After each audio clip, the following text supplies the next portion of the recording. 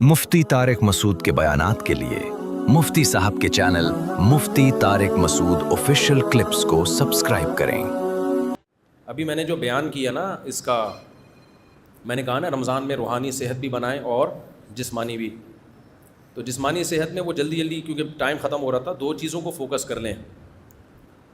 बाहर की चीज़ें छोड़ दें आप, जिनमें ख़ास तौर पर चीनी और कुकिंग ऑयल, इन दो चीज़ों को क्या कर दें, अपनी डिक्शनरी से निकाल दें। अब कुकिंग ऑयल नहीं खाएंगे तो क्या खाएंगे? देसी घी खा लें। देसी घी नहीं खा सकते तो कुछ भी कर लें, लेकिन ये ऑयल आपको निकालना पड़ेगा। और चीनी भी मार्केट से क्या करनी पड़ेगी, शॉर्ट करनी पड़ेगी। तो अब ये ख़ुद आपने प्लानिंग करनी है कैसे होगा ये, लेकिन आपकी ज़िंदगी बन जाएगी, इतना सुकून मिलेगा ना, चंद दिन टेंशन होगी आपको। दूसरी बात ये है कि रोटी चावल भी कम करें, क्योंकि रोटी में भी बहुत ज़्यादा कार्ब होता है, निशास्ता होता है। आजकल की रोटी ये वो रोटी नहीं है जो आपके अब्बा दादा खाया करते थे, ये वो वाली गंदुम नहीं है, इसमें बहुत ज़्यादा चेंजिंग हो चुकी है। अब जो बीज गंदुम का है ना, ये वो वाला गंदुम नहीं है। पहले गंदुम की रोटी में कार्ब कम होता था और दीगर चीज़ें ज़्यादा होती थीं। अब वो ऐसा बना दिया है कि जैसे फार्मी मुर्गी है ना, 6 महीने में सब कुछ, तो गंदुम भी ऐसा ही है। पहले इतनी बड़ी बड़ी गंदुम हुआ करती थी, उतने बड़े बड़े पौधे, वो निकलने में टाइम लगता था। अब तो ठक ठक ठक करके गंदुम निकल रहे हैं, और उसमें कार्बोहाइड्रेट का रेशो बहुत ज़्यादा हो गया है, तो वो भी फैट ही है, यानी मिठाई है वो, उससे मोटापा आएगा। चावल में भी ऐसा ही है। कम करें, मैं ये नहीं कह रहा ख़त्म करें, कम करें। तो जब आप कम करेंगे तो फिर बढ़ाएं क्या भाई, आप गोश्त खाएं ज़्यादा, गोश्त के पैसे नहीं हैं तो ये चाट माट ज़्यादा खा लिया करें इफ्तारी में। चने की चाट हो गई, इनमें थोड़ा कार्ब कम है ना। लोबिया हो गया, लो भैया कहते हैं ना, लो भैया, तो लो भैया, आप लोबिया खा लो, आप लोबिया खा लो, सफ़ेद चने खा लो, उसकी चाट खा लो, काले चने की चाट खा लो, और अल्लाह भला करे आपका अंडे मंडे खा लो। ये जो क्या करो, खजूरें खा लो। ये जो है ना आपका हिसाब किताब, चावल, रोटी और चीनी से मुराद चीनी से बनी हुई चीज़ें। पता चला आपने चीनी छोड़ दी, रसगुल्ले खा रहे हो आप, कि चूँकि मैं चीनी नहीं खाता, तो रसगुल्ला तो चीनी ही है ना। तो ये चंद चीज़ें आप रमज़ान में थोड़ा सा इनसे अवॉइड करें। दोबारा बहुत लंबा बयान हो गया तो मुख्तसर करके बता देता हूँ। रोटी चावल ख़त्म नहीं करने, बल्कि क्या करना है, कम करने हैं। नंबर 2, चीनी को क्या करना है, ख़त्म कर दो चीनी को। नंबर 3, कुकिंग ऑयल निकाल दो अपनी ज़िंदगी से, ख़ासतौर पर रमज़ान में तो निकालो ना। जैतून का जो ऑयल आता है ना, वो पी लिया करो, वो नहीं होता एक्स्ट्रा वर्जन जो होता है। अब वो पीने में, वो भी पका के नहीं खाना है, जैतून का तेल पका के ख़राब हो जाता है। देसी घी फिर भी थोड़ा बहुत पका सकते हैं, जैतून का तेल नहीं पका सकते। तो ये आपने रमज़ान में चंद काम करने, कुकिंग ऑयल को निकाल दें, चीनी को निकाल दें, रोटी चावल कम कर दें। फिर आपने क्या खाना है भाई, गोश्त की मिक़दार बढ़ा दें, आप गोश्त मोश खाया करो, फोड़ा फाड़ा करो, देसी घी है वो खा लिया करो, और अल्लाह भला करे अंडे मंडे फोड़ दिया करो, अंडे भी हाफ़ बॉयल करके फोड़ो, और अल्लाह भला करे दूध मूध पी लिया करो, वो वाला डब्बे वाला नहीं, गाय पाल के वाला। आप क्या करें, ऐसी बातें आप बोलो कि पता नहीं किस ज़माने में लेके जा रहा है हमें, लेकिन फिर भी बाहर डब्बे से बेहतर है दूसरा, उसमें भी चीनी डाल के नहीं है, ऐसे ही। और अल्लाह भला करे इस तरह की चीज़ें आप चंद अपने ख़र्चे पे अगर खा लें तो आप देखें, खजूरें खा लें आप, तो इंशाअल्लाह सल्लु अलल हबीब हो जाएगा थोड़े दिनों में। आप ख़ुद बोलोगे यार मुफ्ती साहब हटो बच्चों हो गया। टेंशन होगी चंद दिनों तक, दिमाग ऐसे ललचाएगा ना, जब किसी को बिरयानियाँ फोड़ता हुआ देखोगे आपका दिल चाहेगा मैं खा जाऊँ बस।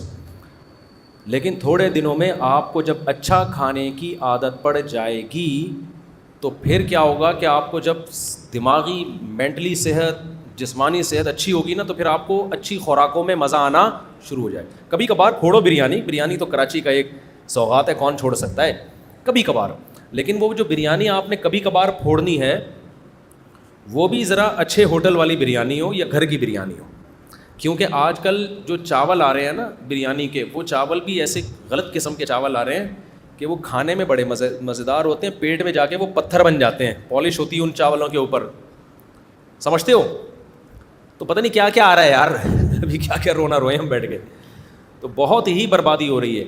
ये मेरी फील्ड मेडिकल साइंस नहीं है। आप कह सकते हैं आप क्यों ये बातें कर रहे हैं। देखो मैं हस्पतालों में भी जाता हूँ, بیان کے لیے نا ابھی میں گیا لاہور میں ایک ہاسپٹل میں, اس ہاسپٹل میں مریضوں کا فری میں علاج ہوتا ہے.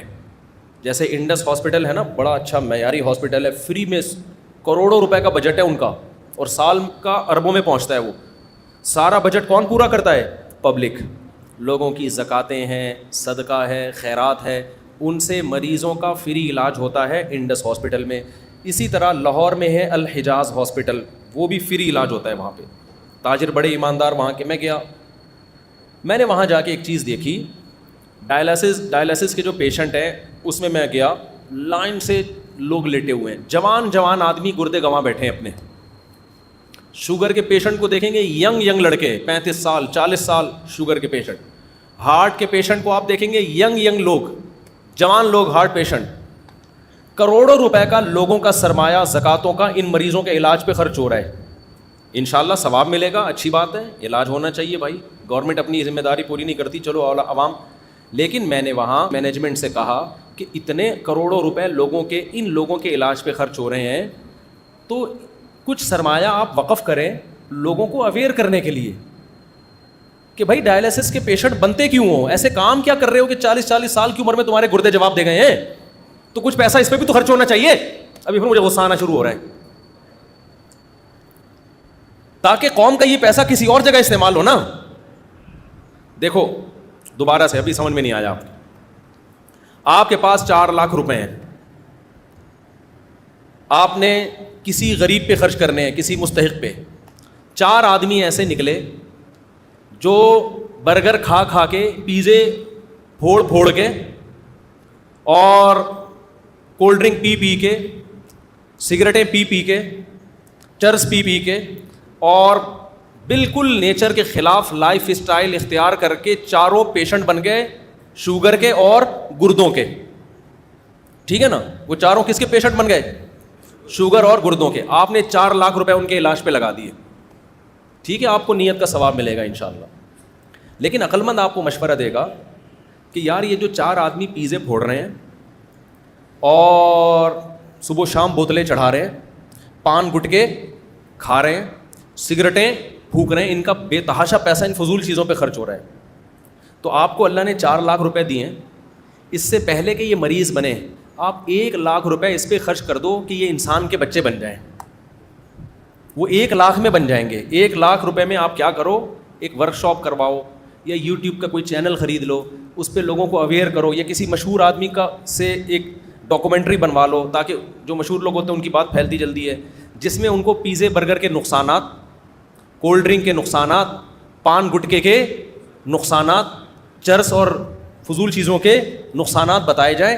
تو 1 لاکھ روپے میں ان کی کھوپڑی میں یہ بات بیٹھ جائے گی کہ ہمیں یہ فضول چیزیں نہیں کھانی چاہیے. کھانے کی چیزیں ہمارے کیا ہیں؟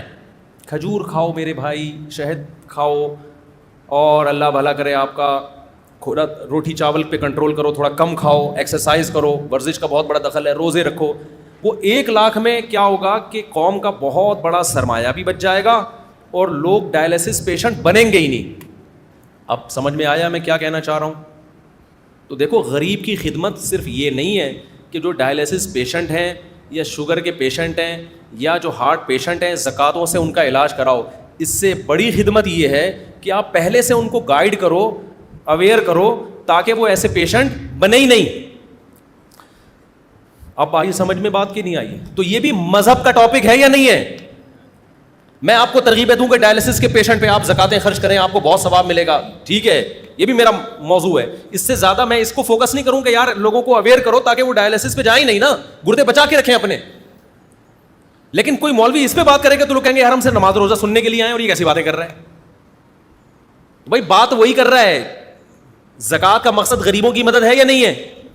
تو غریبوں کی مدد اس زکات دینے میں اتنی نہیں ہے جتنا ان سے کولڈ ڈرنک, پان گٹکے اور سگریٹ چھڑوانے میں ہے. اور یہ تو صرف غریبوں کی نہیں, امیروں کی بھی مدد ہے. جب بستر پہ لیٹو گے نا جا کے, امیر ہو یا غریب, دن میں تارے نظر آ جائیں گے جب آپ کو ڈائلسس شروع ہوگا آپ کا. اللہ بچائے سب کو. ایک بیماری وہ ہوتی ہے جو قدرت کی طرف سے ہو, وہ پیغمبروں کو بھی ہوتی ہے. پیغمبروں کو بیماریاں کسی بد پرہیزی کی وجہ سے نہیں ہوتی, وہ قدرت کی طرف سے ہوتی ہے. جیسے کہ ابراہیم علیہ السلام نے فرمایا وَإِذَا مَرِضْتُ فَهُوَ يَشْفِينِ، جب میں بیمار ہوتا ہوں تو میرا اللہ مجھے شفا دیتا ہے. تو کیا آپ سمجھتے ہیں کہ ابراہیم علیہ السلام معاذ اللہ اپنی کسی کوتاہی کی وجہ سے بیمار ہوتے ہوں گے، بد پرہیزی کی وجہ سے؟ نا نا نا، وہ قدرت کی طرف سے. وائرل پھیلتا ہے، ابھی کراچی میں پھیلا ہوا ہے نا، سب کے گلے خراب، سب بخار میں، تو یہ ویسے ہی ہے. یا آپ اچھا بھی کھا لیں تو بھی ہوگا، کیونکہ اس کا تعلق گٹر کے ڈھکنوں سے ہے، اس کا آپ کی خوراک سے نہیں، اور ڈھکن ہمارے قابو میں نہیں ہے. جب تک گٹروں کے ڈھکن کھلے رہیں گے وہاں سے مختلف چیزیں پھیلتی رہیں گی. سمجھتے ہو؟ اور یہ شکر ہے گٹر میں ڈھکن نہیں ہے، کیونکہ اگر ڈھکن ہوتے نا تو جس دن ہٹتا اسی دن سارے ایک دم وائرس نکل کے آ جاتے. ابھی آہستہ آہستہ تھوڑے تھوڑے نکل کے پھیلتے رہتے ہیں، اس کا کراچی میں فائدہ ہو رہا ہے. تو ایک بیماری وہ ہوتی ہے جو کس کی طرف سے ہو؟ قدرت کی. وہ کچھ بھی ہو سکتا ہے بھائی، وہ بزرگوں کو بھی ہوتی ہے، وہ پیغمبروں کو بھی ہوتی ہے. آج کل جو زیادہ تر بیماریاں ہیں وہ آپ کی اپنی حماقتوں کی وجہ سے ہو رہی ہیں. آپ اپنے باپ دادا کو دیکھو یار، 90 سال 95 سال 85 سال، ہم تو جنازے دادیوں نانیوں کے دادوں نانوں کے پڑھتے تھے، اب تو کسی دادے کا جنازہ ہی نہیں آ رہا. 60 سال 65 سال 60 سال 65 سال 60 سال 65 سال. کل میں نے ایک جنازہ پڑھایا، اچانک ایک خاتون کا انتقال ہو گیا. وہ بیچارے بھائی، ان کے اولادیں بہت رو رہی، اتنی ایج نہیں تھی ان کی، کہہ رہے ہیں بیٹھے بیٹھے ہارٹ اٹیک ہوا ہے، بیٹھے بیٹھے ہارٹ اٹیک ہو رہے ہیں، بیٹھے بیٹھے گردے خراب ہو رہے ہیں، بیٹھے بیٹھے جناب برین ہیمریج ہو رہا ہے، اور کم عمر لوگوں کو ہو رہا ہے یہ. تو آپ زکاتوں سے غریبوں کا یقیناً علاج کریں، آپ صدقات و خیرات سے غریبوں کا یقیناً علاج کریں، لیکن مالداروں کو چاہیے کہ کچھ پیسہ وہ وقف کر دیں لوگوں کو اویئر کرنے کے لیے کہ تمام دوائیں بچوں کی پہنچ سے دور کیسے رکھی جاتی ہیں. لائف اسٹائل کو چینج کرنا پڑے گا. اس کے لیے ہمارے ہاں نہ حکومتی سطح پہ کوئی محنت ہو رہی ہے، نہ ڈاکٹر حضرات اس پہ کوئی لوگوں کو اویئر کر رہے ہیں، چند ڈاکٹروں کے علاوہ. ڈاکٹر صاحب بھی کلینک کھول کے بیٹھے ہوتے ہیں، انجیکشن ہاتھ میں لے کے بیٹھے ہوتے ہیں، جو آ رہا ہے بخار آ رہا ہے ٹھوک دیا ٹیکا، دوسرا آیا ٹھوک دیا ٹیکا، اس کو میڈیسن لکھ کے دے دی، نوٹ بھی مل رہے ہیں، چھپ رہے ہیں. ٹھیک ہے، ہم اس کو، وہ آپ کی فیلڈ ہے، آپ زیادہ بہتر جانتے ہیں، لیکن ڈاکٹروں کو چاہیے کہ بھائی لوگوں کو آپ باقاعدہ ورکشاپ کروائیے، جو سنجیدہ ماہر ڈاکٹر ہیں، جو ایکسپرٹ ہیں. ورنہ ڈاکٹروں میں بھی ہر طرح کے ہیں، منجن بیچنے والے بھی بہت سارے ہیں، ایسا نہ وہ ورکشاپ کے نام پہ پتہ نہیں کیا کروا دیں. جو ایکسپرٹ ڈاکٹر ہیں، جن کی ریسرچ ہے، جن کی تحقیق ہے، جن کا تجربہ ہے، ان کو چاہیے کہ لوگوں کو اویئر کریں، لوگوں کو بتائیں کہ یہ کیا جو آپ کھا رہے ہو، اس سے ہسپتالوں کی ڈاکومنٹری بناؤ. میرا ارادہ ہو رہا ہے میں ڈاکومنٹری بناؤں گا اسپتالوں کی جا کے، کہ یہ دیکھو 35 سال کا نوجوان گٹکے کی وجہ سے اس کے منہ کا حال دیکھو، آپ منہ کا کٹا ہوا ہے منہ اس کا. کیونکہ میرے پاس جب گٹکا کھانے والا آتا ہے نا، میں اس کو کہتا ہوں منہ کا کینسر ہوتا ہے، اس سے اس کو ڈر نہیں لگتا جب تک کوئی کینسر کا پیشنٹ اس کو دکھایا نہ جائے. پھر مٹھائی کا ڈبہ لے آیا. اچھا دیسی گھی بھی، بڑی نوازش آپ کی، اللہ بہت جزائے خیر دے. دیکھو میرے پاس دیسی گھی آتا ہے پھر بھی میں کر سکتا. اچھا آپ بیٹھے تو صحیح نا، بیٹھے تو صحیح نا، ابھی بیٹھے، پھر ملتے ہیں آپ سے.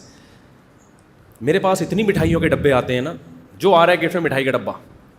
پہلے میں گھر میں دے دیتا تھا، پھر میں نے کہا اپنے بچوں کو میں کیوں خراب کروں مٹھائیاں کھلا کھلا کے، اب میں گھر میں بھی نہیں دیتا، اب میں دفتر میں بانٹ دیتا ہوں. تو یہ میں اس لیے بتا رہا ہوں، آپ محبت میں دیتے ہیں، آپ کی محبت کی قدر ہے، لیکن ہم مٹھائی الحمدللہ کھاتے نہیں ہیں. ٹھیک ہے نا. اور آپ کو بھی کوئی ڈبہ مٹھائی کا دیا کرے، رکھا کریں، عزت دی اس نے، بہرحال محبت دی، کھلائیں کسی اور کو. کیونکہ آدمی اپنے ہاتھوں سے اپنی قبر کھو دے، یہ صحت کے لیے بالکل بھی مناسب نہیں. بیمار ہو اللہ کی طرف سے تو صبر کی توفیق بھی ملتی ہے اور گناہ بھی معاف ہوتے ہیں. اور رسگلے پھوڑ پھوڑ کے جب بیمار ہوتا ہے نا، افسوس بھی ہوتا ہے، اور ایک دم بیمار نہیں ہوتا. لوگ کہتے ہیں ہم نے تو دن 8 رسگلے کھائے تھے. جیسے ایک مہمان گیا نا کسی کے گھر، رسگلے کھا رہا ہے، تو میزبان نے کہا اور کھائیے نا، اس نے کہا پہلے 2 کھا چکا ہوں. کہتے کھائے تو آپ نے 6 ہیں، خیر یہ نہ بولیں آپ کی 2 کھا چکا ہوں. ٹھیک ہے نا. تو سارے ڈاکٹروں کا، حکیموں کا اتفاق ہے کہ 40 سال کے بعد میٹھے کو کیا کر دینا چاہیے؟ کم کر دینا. میٹھے سے وزن بڑھتا ہے، لیکن کم کرنے کے بجائے میٹھا کیا ہو رہا ہے؟ بڑھتا چلا جا رہا ہے. دیکھو اسلام میں جتنے تہوار ہیں نا، ان تہواروں میں کہیں بھی آپ کو میٹھا نہیں ملے گا. میٹھا آپ کو عید الفطر کے دن بھی میٹھا نہیں ہے، بس کھا سکتے ہو، کھاؤ، آپ کھانا کا ہے. کھجوریں کھائیے نبی صلی اللہ علیہ وسلم نے عید الفطر کے دن، بس اس میں ہے. وہ بھی مٹھائی نہیں کھائی آپ نے، حلوہ نہیں کھایا. عید الفطر میں آپ اتنا کیا کرتے تھے کہ پورے رمضان آپ نے روزہ رکھا تو عید سے پہلے آپ چند کھجوریں کھا کے جایا کرتے تھے بس. ہم جو عید الفطر کے دن پھوڑتے ہیں، جو ماشاء اللہ اللہ توفیق دے، زیادہ میں اس میں نہیں جاتا، تو باقی اسلام کے جتنے تہوار دیکھو اس میں میٹھا کہیں بھی نہیں ہے. نمبر 1 بقرعید جب بچہ پیدا ہوتا ہے، خوشی کا دن ہے نا، فیملی پلاننگ والوں کے لیے غم کا دن ہوتا ہے کہ آبادی مزید بڑھ گئی.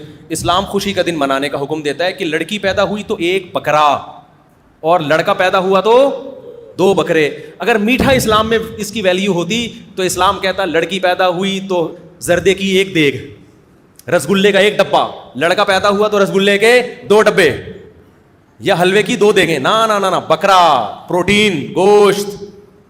نہیں آ رہی بات سمجھ میں؟ بکرا یا گائے کا حصہ یا دمبا. اسی طرح اسلام میں ایک تہوار ہے ولیمہ. جب شادی ہوتی ہے تو ولیمہ سنت ہے. حدیث میں بہت ترغیب ہے ولیمے کی. حدیث میں آتا ہے اولم ولو بشاتن، ولیمہ کرو، شادی کے موقع پہ خوشی کا اظہار کرو مٹھائیاں کھلا کے. کہیں بھی نہیں ملتا نبی صلی اللہ علیہ وسلم نے اپنے ولیمے پہ لوگوں کو لڈو کھلائے ہوں، کہیں بھی نہیں ملتا. ولیمے میں نبی نے جو آرڈر دیا ولو بشاتن، بکری، 1 بکری بھی ذبح کر کے کر سکتے ہو تو 1 بکری ذبح کر لو. وہاں بھی کیا ہے؟ گوشت. بقرعید مسلمانوں کا تہوار ہے، خوشی کا دن ہے. اللہ میاں نے یہ کہا کہ بقرعید کی نماز پڑھ کے جایا کرو اور دبا کے زردے کی دیگیں، یعنی قربانی دلوائی جا رہی ہے نا. تو قربانی، مالی قربانی سے جانور خرید کے ذبح کر کے گوشت کھانا ہے. اللہ میاں نے یہ نہیں فرمایا کہ مالی قربانی میں یہ ہے کہ بکرے کی جتنی قیمت ہے، مثال کے طور پر 30,000 کا بکرا آ رہا ہے تو یا تو بکرا ذبح کر دو یا 30,000 کی حلوے کی دیگیں بنا کے پبلک میں بانٹ دو، خود بھی کھاؤ لوگوں کو بھی کھلاؤ. نہ، جب تک بکرا نہیں کٹے گا، گائے نہیں کٹے گی، اونٹ نہیں کٹے گا اور دمبا نہیں کٹے گا، اس وقت تک بقرعید پوری نہیں ہوگی. وہاں بھی گوشت کھلایا جا رہا ہے. پتہ نہیں حلوہ آیا کہاں سے ہے مسلمانوں میں. میں بتاتا ہوں ابھی کہاں سے آیا ہے، وہ بھی میں بتاتا ہوں آپ. وہاں بھی ہمیں کیا کھلایا جا رہا ہے؟ گوشت. حج کے موقع پہ دم شکر ہے، اور ایک دم شکر ہوتا ہے، ایک دم جنایت ہوتا ہے. آپ سے حج یا عمرے میں کوئی غلطی ہو جائے تو بکرا ذبح کرنا ہے، تو بکرا ذبح کر کے غریبوں کو کھلانا ہے. وہاں بھی غلطی کی سزا کیا ہے؟ مٹھائی نہیں خرید کے کھلانی غریبوں کو. بھائی احرام میں آپ سے کوئی گناہ ہو گیا نا، کوئی احرام کے خلاف کوئی کام ہو گیا تو علماء کہتے ہیں نا دم دینا ہے. وہ دم دے کے کس کو کھلانا ہے؟ غریبوں کو. تو وہ بھی اللہ کہہ سکتے تھے کہ بھائی ایک بکرا 25,000 کا آتا ہے، اگر آپ نے احرام میں اپنے بال کاٹ لیے ہیں بھائی تو یہ، یا خوشبو لگا لی، تو ایسا ہے کہ اب آپ پہ جرمانہ آئے گا. اللہ کیا جرمانہ آئے گا؟ اللہ کہیں گے کہ بھائی 20 کلو رسگلے کے ڈبے مکہ میں خرید کے غریبوں کو بانٹ دو. نہ، اللہ کو پتہ ہے یہ غریبوں کو شوگر کا مریض بنائے گا. اللہ مسلمانوں کو مٹھائی نہیں کھلا رہے. وہاں حکم یہ ہے کہ بطور سزا آپ کو غریبوں کو بکرا کھلانا ہے، گائے کھلانی ہے، دمبا کھلانا ہے یا اونٹ کھلانا ہے آپ کو. اور ایک ہوتا ہے دم شکر. دم شکر کا مطلب حج تمتع، آپ نے ایک ہی سفر میں عمرہ بھی کر لیا اور حج بھی کر لیا، اس پہ بھی دم ہے، لیکن یہ دم شکر کا ہے نا، نعمت کے طور پر، تو یہ خود کھاؤ. اب اللہ کہتے ہیں آپ نے چونکہ ایک ہی سفر میں حج بھی کر لیا، عمرہ بھی کر لیا، اس خوشی میں آپ میری طرف سے بکرا کاٹو اور میری طرف سے اب آپ کی دعوت ہے. اللہ بھی ہمیں کیا کھلا رہا ہے؟ بکرا. اللہ یہ نہیں کہتے کہ چونکہ تم نے ایک ہی سفر میں حج بھی کیا اور عمرہ بھی کیا لہذا میری طرف سے 25,000 کی مٹھائیاں خرید کے خود بھی کھاؤ اور پبلک کو بھی کھلاؤ، لڈو کھاؤ، خود بھی کھاؤ، دوسروں کو بھی کھلاؤ. کہیں ہے یار؟ فوکس کس کو کیا جا رہا ہے؟ ہر جگہ ہمیں گوشت کھلایا جا رہا ہے. گوشت کھاؤ، گوشت کھلاؤ، چربی کھاؤ، چربی کھلاؤ، اسی چربی میں گوشت پکایا جا رہا ہے. ہمارے نبی صلی اللہ علیہ وسلم نے بقرعید کے دن جب آپ نے حج کیا تو 10 ذی الحجہ شدید تھکاوٹ، بہت تھکاوٹ تھی نبی صلی اللہ علیہ وسلم کو، صحابہ کو بھی. پیدل سفر تھے بھائی، اونٹوں کے سفر تھے. تو جس دن حج کا دن تھا آپ نے فرمایا الیس ھذا یوم النحر، کیا یہ قربانی کا دن نہیں ہے؟ صحابہ نے کہا ہاں. شدید بھوک ہے، جب حج کرتا ہے نا انسان تو بھوک کا پتہ چلتا ہے اس کو اور پھر کھانے کی طلب ہوتی ہے. ہمارے نبی صلی اللہ علیہ وسلم نے فرمایا کہ یہ نہر کا دن ہے نا. صحابہ نے کہا عید کا دن ہے. تو آپ نے کیا صحابہ کو حکم دیا کہ اونٹ نہر کیے جائیں. اونٹ نہر کیے گئے، ہر اونٹ کا تھوڑا تھوڑا گوشت جمع کیا گیا، اس کا شوربہ بنایا گیا، اس کو آپ صلی اللہ علیہ وسلم نے پیا. ہم کیا کرتے ہیں بقرعید، ہم ایسی سفر میں تھکاوٹ میں ہو، شدید بھوک پیاس لگ رہی ہو، ہم فوراً کہتے ہیں جا بھائی 3 گولے گنڈے لے کر آ میرے لیے، ایسا کر ذرا روح افزا کا ٹائٹ سا شربت بنا کے میرے لیے بولو لے کر. یار آج کوئی دل پسند کی مٹھائی ہو جائے، یار بہت بھوک لگ رہی ہے، یار بہت بھوک لگ رہی ہے، آج کیا ہو جائے؟ آج تو 8-10 کلو مٹھائی کھا جاؤں گا میں. یار ایسا کر آج گجریلا لے کر آ یار. گاجر کا حلوہ کھلاتے, بہت بھوک لگ رہی ہے. ہمارے نبی کو جب شدید بھوک لگی, کھجوریں بھی کھائیں ہیں. کھجور کے میٹھے میں اور چینی کے میٹھے میں بہت فرق ہے, خوب سمجھ لو, دونوں میں بڑا فرق ہے. کھجوریں کھا لیں آپ. تو ہمارے نبی نے چونکہ تہوار کا موقع ہے نا بقرعید, تو بڑی نفیس چیز کھائی جائے گی, تو وہاں تو کھجور بھی نہیں بلکہ گوشت کھایا جا رہا ہے. سمجھتے ہو کہ نہیں سمجھتے ہو؟ تو اسی طرح میرے بھائی ابھی ہمارے یہاں مٹھائیاں آئی کہاں سے ہیں یہ سمجھ لو. مسلمان بات بات پہ مذہب کے نام پہ میٹھے کیوں پھوڑتا ہے, اس کو سمجھنے کی ضرورت ہے. شب برات کا حلوہ ہم لوگوں نے کیا, یہ ہمارا اپنا بنایا ہوا حلوہ ہے, یہ اسلام میں کوئی یہ شب برات, ہاں نبی کو میٹھا پسند تھا, یہ حدیث میں آتا ہے. وہ تو میٹھا تو انسان کی نیچر ہے نا, اس کو پسند ہوتا ہے, لیکن کون سا میٹھا پسند تھا؟ کھجور کھایا کرتے تھے آپ صلی اللہ علیہ وسلم, یہ پسند تھا. یا بعض دفعہ اسی کھجور کا حلوہ بنایا جاتا تھا, اس میں کوئی پنیر وغیرہ ڈال کے, بالکل ایک نیچرل چیز تھی. اس کا یہ گاجر کے حلووں سے اور یہ رسگلوں سے کیا تعلق ہے بھائی اس میٹھے کا؟ اور وہ بھی بہت تھوڑا کھایا ہے. ہمارے نبی کی جو صفت تھی پچھلی کتابوں میں, آسمانی کتابوں میں, گوشت کھانے والے پیغمبر ہوں گے, گوشت کھانے والے, یہ علامت تھی. کیونکہ انسان دو قسم کے ہر دور میں رہے ہیں, ویجیٹیرین اور گوشت خور. تو ہمارے نبی کی علامت کیا تھی؟ یہ ویجیٹیرین نہیں ہوں گے, یہ کیا ہوں گے؟ گوشت خور ہوں گے.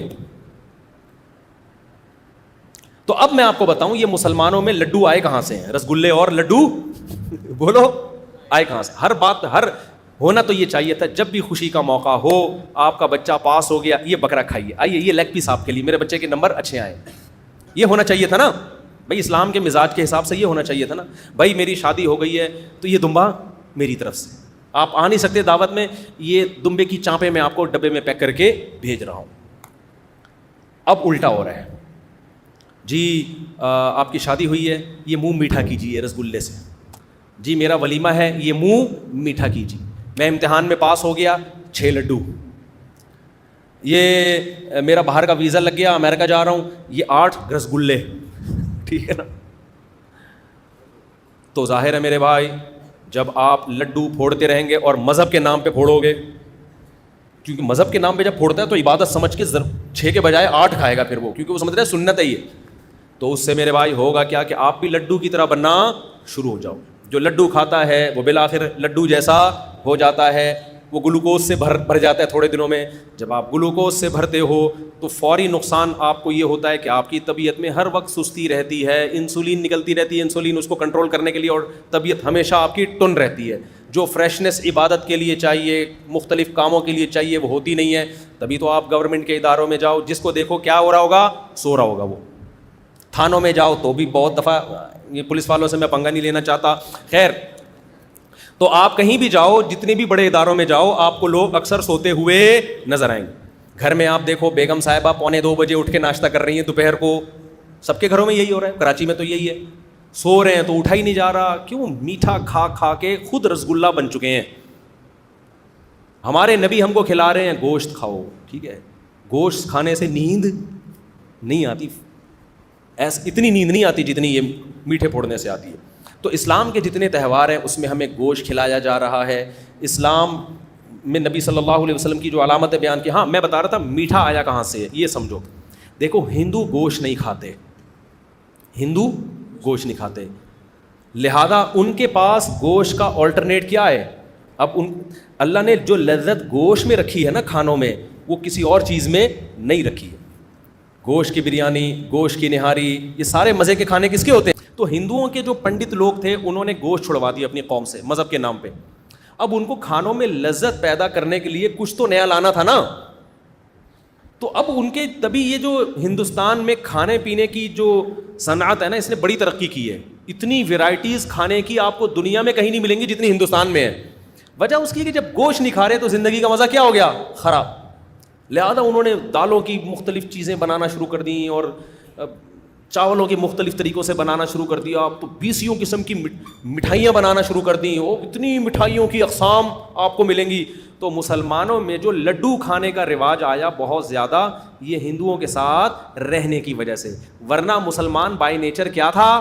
گوشت خور تھا. سمجھتا ہے کہ نہیں سمجھتا ہے؟ اب غریب آدمی کیا کرے؟ سوال پیدا ہوتا ہے, بھائی غریب آدمی صبر کرے. غریب آدمی کیا کرے؟ صبر کرے. جو ہے وہ کھائے بس. غریبوں جو اللہ نے نہیں دیا تو صبر کرے. تو اللہ تعالیٰ کی عادت ہے, اللہ غریب آدمی کو جو ہے وہ بغیر گوشت کے بھی پروٹین دے سکتے ہیں, اس میں کیا ہے؟ ہم نے تو بڑے بڑے غریب دیکھے ماشاء اللہ, ہٹے کٹے فٹ فاٹ. تو یہ اسلام آپ کو یہ کہتا ہے کہ اگر جیب میں پیسہ ہے تو کنجوسی مت کرو, نہیں ہے تو اللہ پہ توکل کرو. کیا کرو؟ اللہ پہ توکل. ابھی تو بڑا مسئلہ. اچھا, غریب آدمی کے پاس گٹکا کھانے کے پیسے کہاں سے آتے ہیں؟ سگریٹ پینے کے پیسے کم وقت کے پاس کہاں سے آ رہے ہیں؟ یہ کوکنگ آئل بھی تو فری میں تھوڑی مل رہا ہے. اچھا یہ آپ کو بتاؤں, یہ جو کوکنگ آئل آپ کو مل رہا ہے نا سستا, اور دیسی گھی مہنگا, دیسی گھی ڈلتا کم ہے اور یہ کوکنگ آئل ڈلتا زیادہ ہے, نتیجہ تقریباً سیم ہی ہے. نتیجہ تقریباً کیا ہے؟ سیم ہی ہے. اور غریب آدمی کے لیے بکری پالنا زیادہ آسان ہے. آپ پال لو, وہ تو ادھر ادھر سے کھا پی کے اپنا گزارا کر لیتی ہے. خیر اب میں امیر غریب کی بات کی طرف نہیں جا رہا, میں تو کہہ رہا ہوں چلو غریب آدمی صبر کرے, لیکن جس کو اللہ نے پیسہ دیا ہے وہ تو اپنے ہاتھوں سے اپنی قبر خود مت کھودے, وہ تو کم از کم تھوڑا سا خیال کرے. تو جتنا زکوٰۃ کا پیسہ غریبوں کے علاج پہ خرچ ہو رہا ہے, صدقات و خیرات کا پیسہ, تو میں لوگوں سے کہتا ہوں, ڈاکٹروں سے کہتا ہوں یا تاجروں سے کہتا ہوں کہ بھائی لوگوں کو اویئر کرو کہ آپ جوانی میں بیمار ہو کیوں رہے ہیں. میڈیکل سائنس یہ کہتی ہے, میں نے ڈاکٹروں سے سنا ہے کہ جو ہارٹ اٹیک ہوتا ہے نا, یہ اچانک ہمیں لگتا ہے کہ اچانک ہو گیا, ہوتا یہ اچانک نہیں ہے. 15 سال سے دل کے ساتھ غلط ہو رہا ہوتا ہے. آپ ایسی غذائیں کھا رہے ہوتے ہیں 15 سال سے جو دل کے لیے نقصان دہ. 15 سال آپ کو آپ کی باڈی اور دل مہلت دیتا ہے کہ انسان کا بچہ بن جا. 15 سال تک آپ غلط غذائیں کھاتے کھاتے کھاتے کھاتے جب دل سے آپ کی یعنی دل کے بس میں نہیں رہتا نا, پھر ہارٹ اٹیک ہوتا ہے. وہ جو رگیں جمنا شروع ہوتی ہیں ایک دم سے تھوڑی اس میں پراٹھے آ کے اٹک جاتے ہیں. جو دل رگیں تنگ ہوتی ہیں اور ہارٹ اٹیک ہوتا ہے تو ایک دم سے تھوڑی ہوتا ہے, 15 سال لگتے ہیں کم سے کم. تو 15 سال سے آپ کچھ غلط کھا رہے ہوتے ہو, جس کے بعد دل ایک دن آ کے کہتا ہے بھائی بس ہو گیا, اور ہارٹ اٹیک ہوتا ہے اور آپ کا انا للہ ہو جاتا ہے. اور لوگ کہتے ہیں ابھی تو بیٹھے ہوئے تھے, پتہ نہیں اچانک ان کو کیا ہو گیا. اچانک نہیں ہوا, یہ 15 سال سے پراٹھے پھوڑ رہے ہیں. جب بھی پراٹھے بولتا ہوں مجھے اپنا خیال آتا ہے, یہ 15 سال سے کیا کر رہے ہیں؟ پھوڑ تو 30 سال سے رہے ہیں, 15 سال سے دل خراب ہونا شروع ہوا تھا, اور یہ رسگلے پھوڑ رہے ہیں. اور اگر پراٹھے پھوڑ رہے ہو نا تو ایکسرسائز اتنی کرو کہ وہ پراٹھا کہیں کسی کھانچے میں جا کے فٹ ہو جائے, سمجھتے ہو, کہیں نہ کہیں جا کے لگ جائے, وہ اٹیک کا ذریعہ نہ بنے. تو اس لیے میں اس پر اتنی شدت سے بیان کرتا ہوں, ورنہ میرے میڈیکل سائنس میری فیلڈ نہیں ہے. تو اب چونکہ رمضان میں آپ اپنی صحت کو مینٹین رکھ سکتے ہیں, تو اس لیے ایسے کام مت کریں کہ مالداروں کا پیسہ آپ کے ڈائلیسس میں خرچ ہو. کوشش کریں اپنے گردوں کو بچائیں. قوم پہلے ہی بہت غریب ہے, پہلے ہی قوم پہ بہت بوجھ ہے, تو جب یہ ڈائلیسس کے پیشنٹ ہی کم ہوں گے تو جو مالدار خرچ کرنا چاہتے ہیں ان کے پاس اور بہت سارے مصارف آ جائیں گے جہاں وہ خرچ کریں گے. تو میرا اپنا بھی ارادہ ہے کہ میں ڈاکٹروں کو لا کے, جو اچھے ایکسپرٹ حکیم ہیں یا ڈاکٹرز ہیں, ان کو لا کے لوگوں کو اویئر کروں. ابھی ہم نے ڈاکٹر خرم صاحب جو لندن میں ہوتے ہیں ان کا انٹرویو لیا ہے پوڈ کاسٹ, وہ بھی انشاءاللہ بھی شائع ہوگا کینسر کے بارے میں, کہ وہ بہت سی بے احتیاطیاں ہوتی ہیں جن سے آپ کو کینسر ہو جاتا ہے. اچھا, میں نے ڈاکٹروں سے سنا یہ کینسر کے اسپیشلسٹ کہتے ہیں کہ سگریٹ پینا صحت کے لیے اتنا نقصان دہ نہیں ہے جتنا میٹھا زیادہ کھانا نقصان دہ ہے. سمجھتے ہو, سگریٹ پینا بھی نقصان دہ ہے, اتنا نہیں جتنا, کیونکہ میٹھا کھانے سے وزن کیا ہوتا ہے, اصل ہے وزن بڑھنا 40 سال کے بعد خاص طور پہ, یہ زیادہ نقصان دہ ہے بنسبت کس کے؟ سگریٹ پینے. اب سگریٹ کے ڈبے پہ تو لکھا ہوتا ہے کینسر کا ذریعہ ہے, لیکن مٹھائی کے ڈبوں پہ کچھ بھی نہیں لکھا ہوا ہوتا. تو مٹھائی کے ڈبوں پہ بھی لکھا ہوا ہونا چاہیے کہ آپ 40 سال سے ایج بڑھ گئی ہے اور وزن آپ کا بڑھنا شروع ہو گیا ہے, تو کائنڈلی ان ڈبوں سے احتراز کریں. صرف ڈبہ کھائیں, مٹھائی چھوڑ دیں. آپ ڈبہ اگر پانی میں ڈال کے کھا جائیں گے اتنا نقصان نہیں ہوگا, وہ کاغذ سے نکل جائے گا. وہ سمجھتے ہو کہ نہیں سمجھتے؟ ابھی بھی سمجھ میں نہیں آ رہی تو جو مرضی کرنا ہے کرو, جب پڑے ہوئے ہو گئے نا پھر بولے کہ یہ ہو کیا گیا ہمارے ساتھ. کائنڈلی بھائی یہ جلدی والے مسائل نمٹا دوں میں. رمضان میں بغیر داڑھی والے حفاظ کرام تراویح پڑھاتے ہیں, ان کے پیچھے جماعت کا کیا حکم ہے؟ دیکھو, داڑھی رکھنا فرض ہے, رسول اللہ صلی اللہ علیہ وسلم کا آرڈر ہے, اعفوا اللحى وقصوا الشوارب, داڑیاں بڑھاؤ. خالف الیہود والنصارى, یہود و نصارہ کی مخالفت کرو. تمام پیغمبروں نے داڑیاں رکھی ہیں, بڑھائی ہیں. صرف رکھنا خشخشی داڑھی جسے کہتے ہیں وہ کافی نہیں ہے. تورات میں اللہ تعالیٰ کا حکم آج بھی موجود ہے کہ اللہ تعالیٰ نے موسیٰ علیہ السلام کو کوہ طور پہ بلا کے حکم دیا کہ اپنی قوم سے کہہ دو کہ داڑھی مت کٹانا. یہی وجہ ہے کہ آج یہودی بھی لمبی لمبی داڑیاں رکھتے ہیں. ہمارے نام نہاد مذہبی اسکالرز جو آج لبرل قسم کے اسکالرز آ رہے ہیں, ان کو یہودیوں سے عبرت حاصل کر لینی چاہیے کہ ہزاروں سال پرانا مذہب ہے, یہودی نے اب بھی اپنی داڑھی نہیں چھوڑی. ان کے مذہبی اسکالر کہتے ہیں بڑھانی پڑے گی آپ کو, اب تک تحریف نہیں کی. اور ہمارے آج کے اسکالرز کیا کہہ رہے ہیں؟ کہہ رہے ہیں ایکچولی وہ تو اس دور کا کلچر تھا تو نبی نے حکم دے دیا, ایکچولی یہ کوئی اسلام کا اس سے تعلق نہیں ہے. ایسا بالکل بھی نہیں ہے. اللہ تعالیٰ نے مرد اور عورت میں فرق کے لیے بہت ساری چیزیں رکھی ہیں. ان میں بہت بڑا فرق جو ایک ظاہری گیٹ اپ کا ہے وہ کس کا ہے؟ داڑھی کا ہے. اس لیے آپ خدا کے حکم کو چینج کرنے کی کوشش نہ کریں. زمانہ تبدیل ہوگا, اسلام تبدیل نہیں ہو سکتا. تو یہ اللہ کا حکم ہے, اور یہ ایسا گناہ ہے جو 24 گھنٹے آپ کے ساتھ لگا ہوا ہے اگر آپ کاٹتے ہو. اگر آپ سے نہیں رکھی جا رہی, توبہ استغفار کر کے اللہ سے توفیق مانگو. آج بعض مذہبی اسکالرز کے ساتھ مسئلہ یہ ہے کہ ان کو فیمس ہونے کا شوق بھی ہے, لیکن شریعت کے احکام کو فالو نہیں کرتے, نتیجتاً شریعت کا حکم ہی چینج کر دیتے ہیں. تو ایسا نہیں ہے. تمام پیغمبروں کی داڑیاں تھیں, تمام صحابہ کی داڑیاں تھیں, علماء, صلحاء, محدثین, فقہا, کوئی ایک بھی نہیں دکھا سکتے ماضی میں جو داڑھی چھوٹی کرتے ہو. اس لیے داڑھی بڑھانے کا حکم ہے, کم سے کم اس کی مقدار 1 مشت ہے, کم سے کم چاروں طرف سے 1 مٹھی. اور خط بھی ایسے ایسے بنا رہے ہیں عجیب عجیب قسم کے, جیسے کپ رکھ کے نا کاٹ دیا. ایسا نہیں کرو یار. جو نیچرل اللہ نے آپ کو جو جس طرح کی داڑھی دی ہے اسی طرح کی رکھ لو, وہ زیادہ خوبصورت لگے گی. عجیب عجیب قسم کے خط بنا رہے ہیں داڑھی, تو برا لگتا ہے, وہ دیکھنے میں اچھی نہیں لگتی ہے. چہرے پہ جو رونق آتی ہے وہ اسی داڑھی میں آئے گی جو قدرت نے آپ کے فیس کے حساب سے آپ کو دی ہے. فَلَا يُغَيِّرُنَّ خَلْقَ اللَّهِ, قرآن کہتا ہے نا کہ ہم, شیطان نے قسم اٹھائی تھی کہ اللہ میں ان سے تیری تخلیق چینج کرواؤں گا میں, جس فطرت پہ تو نے پیدا کیا. تو اب مصلی جو ہے نا امامت کا, وہ ایک بڑا ایک عظیم مقام ہے. تو مصلی پہ ایسے شخص کو کھڑا کریں, کم از کم ڈریسنگ اس کی شریعت کے مطابق ہو. ڈسکو قسم کے ملا بھی آ رہے ہیں, حافظ. ہمارے محلے میں ایک بچے نے حفظ کیا, لیکن سارا دن فلمیں دیکھتا تھا, ڈرامے دیکھتا تھا, ڈبو پہ اسنوکر پہ لگا رہتا تھا. اور کیا ہوتا ہے رمضان میں نا, سر پہ ٹوپی پہن کے مصلی پہ آ کے کھڑا ہو جاتا. اچھا تراویح پڑھنے کے بعد پھر اسنوکر کلب جاتا, پھر فلمیں دیکھ رہا ہے, ڈرامے دیکھ رہا ہے, میوزک بھی سنتا ہے, داڑھی بھی کاٹتا تھا. تو ہم نے کہا بھائی یہ ہو کیا رہا ہے مارکیٹ میں؟ تو لوگوں نے کہا یہ ڈسکو ملا ہے. یہ کیا ہے؟ ڈسکو ملا. تو بھائی آپ ایسے بندے کو چاہیے, اپنا قرآن اگر کمپلیٹ کرنا ہے گھر میں کر لو بھائی. مسجد ایک اجتماعی جگہ ہے مسلمانوں کی, ایک اس کی عظمت ہوتی ہے. مصلی پہ جب کوئی کھڑا ہوتا ہے, ہمیں اندر کا تو نہیں پتا کس کے دل میں کیا ہے, چھپ کے کون کیا کر رہا ہے. ظاہری گیٹ اپ تو کم از کم ٹھیک ہونا چاہیے نا. سمجھ میں آ رہی ہے بات کہ نہیں آ رہی؟ ظاہری گیٹ اپ تو ایسا نہ ہو کہ یہاں سے جا کے اسنوکر کلب میں, وہاں جا کے فلم دیکھ رہا ہے, وہاں جا کے یہ کر رہا ہے, ساری دنیا کہہ رہی ہے بھائی یہ بندہ ہے, کیا ہے یہ. تو ظاہری گیٹ اپ کم از کم حافظ قرآن کا جو مسجد میں تراویح پڑھا رہا ہے اس کا شریعت کے مطابق, کسی کبیرہ علانیہ گناہ میں مبتلا نہ ہو. کبیرہ گناہ اور کھلے عام اس میں مبتلا نہ ہو. اگر ہے تو آپ کو چاہیے کہ آپ اس کو ہٹا دیں وہاں سے, اگر ہٹانے کی قدرت ہے. نہیں ہے تو پھر کوئی ایسی جگہ نماز پڑھیں جو امام کوئی ڈھنگ کا ہی آدمی ہو وہ, کیونکہ امام کا تقویٰ اور اس کی للہیت کا اثر پڑتا ہے مقتدیوں کے اوپر. امام نیک پرہیزگار ہوگا, اس کے پیچھے نماز کی الگ برکتیں ہوں گی. تراویح کوئی چھوٹی موٹی نماز نہیں ہے, اچھی خاصی ٹینشن ہے, لمبی نماز ہے. تو آپ کسی فاسق آدمی کے پیچھے پڑھ کر اس کی برکتوں سے کیوں محروم ہونا چاہتے ہو بھائی آپ؟ تو کوشش کیا کریں, ہمت کریں, جو امام پراپر داڑھی ہو, شریعت کے مطابق اس کا لباس ہو, کسی کبیرہ علانیہ گناہ میں مبتلا نہ ہو, اس کو مسجد کا امام بنائیں اور تراویح اسی کے پیچھے پڑھیں آپ. نابالغ بچوں کے پیچھے تراویح کا کیا حکم ہے؟ چھوٹا بچہ تراویح میں قرآن سن تو سکتا ہے, لیکن نابالغ بچہ قرآن پڑھا نہیں سکتا بالغوں کو. نابالغ بچے نے قرآن اگر حفظ کر لیا ہے تو گھر میں وہ بہن بھائیوں کو, چھوٹے نابالغ بچوں کو وہ امامت کرے, وہاں قرآن کمپلیٹ کرے, کیونکہ اس سے قرآن کمپلیٹ کروانا چاہیے رمضان میں. اگر وہ امامت نہیں کرے گا گھر میں تو قرآن بھول جائے گا, لیکن بالغ آدمی اس کے پیچھے نماز نہیں پڑھ سکتا. کن صورتوں میں روزہ چھوڑنا جائز ہے؟ روزہ چھوڑنا صرف 2 صورتوں میں جائز ہے قرآن کے مطابق, ایک سفر میں اور دوسرا بیماری میں. سفر کا مطلب یہ ہے کہ آپ سفر میں داخل ہو چکے ہوں.